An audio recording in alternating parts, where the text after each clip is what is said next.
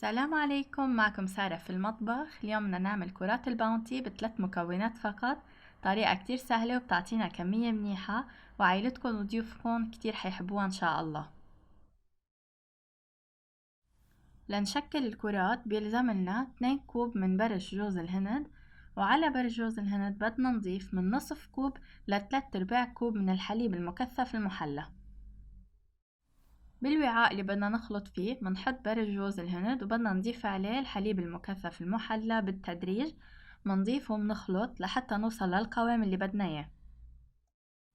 اول شي بنخلطهم باي ملعقة عنا حتى برش جوز الهند يغطي الحليب المكثف وما دغري يصير يلزق على ايدينا اذا دغري بلشنا بالايدين. بهالطريقة بس نوصل لهيدا القوام المفتفت بنبلش نشتغل بايدينا. نشتغل معهم كأننا عم نعجن، بدنا نلمهم على بعضهم حتى نوصل لقوام نقدر نشكله كرات بسهولة. بهيدا الشكل منه سهل اسا يتشكل كرات، فبيعني انه اسا ناقصنا حليب مكثف محلى، فمنصير منضيف عليه شوي شوي، ما منضيف كمية كبيرة لحتى نوصل للقوام المطلوب. كتير سهل توصلوا للقوام المطلوب. استعملوا المعايير اللي قلناها، وإذا زدت أو قللت شوي كتير هينة تتزبط. إذا كانت كتير سائلة عندكن ورخوة وما عم تكمش على بعضها يعني لازم تضيفوا لها برش جوز الهند. وإذا كانت كتير ناشفة ومفتفتة يعني لازم لها قصة شوية حليب مكثف محلى حتى تكمش على بعضها. بس نشكل كرة بهيدي السهولة يعني وصلنا للقوام المطلوب. بهيدا الشكل مثل ما شايفين متماسك على بعضه ورطب بنفس الوقت، وكمان منه كتير رخو ولا انه كتير ناشف. وهلأ مثل ما عملنا أول كرة بدنا نكمل على كل القطع اللي عنا. وكمان كرمال نسهل علينا فيكن تضغطوا بإيديكن هيك على القطعة بتصير دغري تكمش على بعضها، وبتصير كمان دغري تتكور عنا. طبيعي تضل تلزق شوي بايدينا، ما حامسح ايدي شي لا بزيت ولا بالمي لانه بعدين بدي اغلفها بالشوكولا، فطبيعي تلزق شوي بس المهم تتكور عنا. اذا ما عم تتكور هيك يعني بدها تزبيط. منكمل بنفس الخطوة حتى نخلص كل الكرات. طلع معي هون 27 قطعة حجم وسط، مش كتير كبار ولا كتير صغار. وهلأ بدنا نغلف الكرات بالشوكولا. عندي هون 4 ألواح جالاكسي حدوبهم بحمام مائي على البخار حتى نغلف فيهم الكرات. وكمان منكن ابدا مجبورين بنوع معين، يعني منكن مجبورين جالاكسي. اذا انا عم حط نوع الجالاكسي فيكن تستعملوا اي نوع بدكن اياه متوفر عندكن.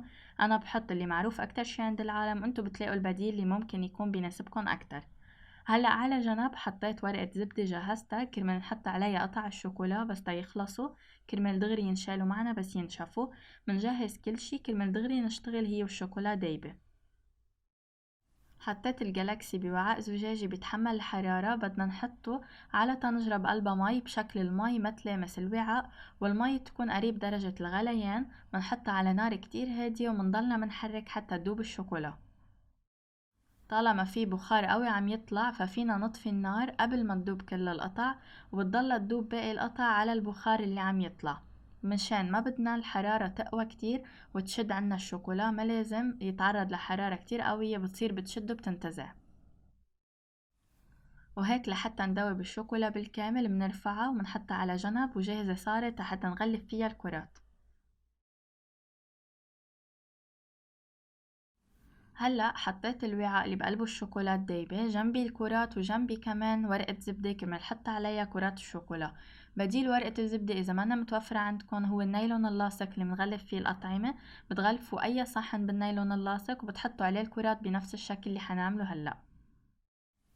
بواسطة شوكتين بغلف الكرات بالشوكولا بهيدا الشكل، وبواسطة كم طرقة خفيفة على الوعاء الزجاجي بينزل أي فائض عنا منشيلها ومنحطها على مهلنا على ورقة الزبدة بهيدا الشكل. منكمل نفس الخطوات على كل الكرات اللي عنا. هلا نحنا عم نشتغل ممكن تبرد شوي الشوكولا وتحسوها بلشت تتجمد، بترجعوا بتشيلوها بتحطوها على المي اللي عم يطلع منها البخار وبتشغلوا النار تكون كتير خفيفة، بترجع بتدوب بترجع بتشتغلوا فيها. وهيك لحتى نخلص كل القطع اللي عنا. واجمالا نحنا عم نشتغل حيكون كمان شوية منهم بلشوا يجمدوا. هلا بس تخلصوا كلياتهم نتركهم مثل ما هن ما بنضقرون بحرارة الغرفة لحتى يجمدوا بشكل كامل وينشالوا معنا بسهولة مثل ما شايفين، وما يكونوا عم يلزقوا على ايدينا. لأنه حطيناها على ورقة زبدة مش على شبك فحيكون في عنا شوية أشكال طالعة من قطع الشوكولا بتنشال بسهولة معنا بالإيد، فمننضف كل القطع اللي عنا من أي فائض طالع برا الكرات. حطيتن جنب بعضن كرمال تسهل علي أعملن الزينة، وهلأ حاعمل عليهم شكل زينة خفيف اختياري، فيكن تعملوه فيكن لأ. دوبت لوح جالاكسي، فيكن أي لوح شوكولا موجود عندكن، حطيته بكيس وبتقصوا طرف الكيس من تحت بشكل كتير خفيف لينزل خط رفيع بهيدا الشكل، ما منقص بشكل كبير حتى ما ينزل خط سميك، بدنا خط رفيع هيك. هعمل أول شكل من ناحية واحدة وبرجع من الناحية التانية حتى يعطي شكل عشوائي حلو. بعد ما خلص خطوط الشوكولا مباشرة هن وبعدهم دايبين، بزين ببرش جوز الهند على الوجه، كتير بيعطي شكل حلو، بس لازم هن ودايبين حتى يلزق عليه، ما يكون جامد وما يلزق. هلأ بنتركهم بحرارة الغرفة كمان حتى يجمدوا بشكل كامل.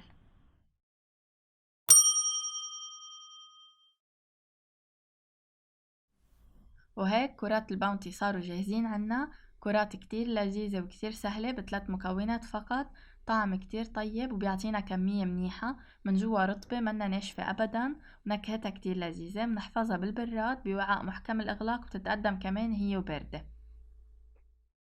هيك بنكون خلصنا وصفتنا لليوم، كتير وصفة لذيذة وسهلة، بنصحكن تجربوها وتعطوني رأيكم فيها. صحتين وهنا.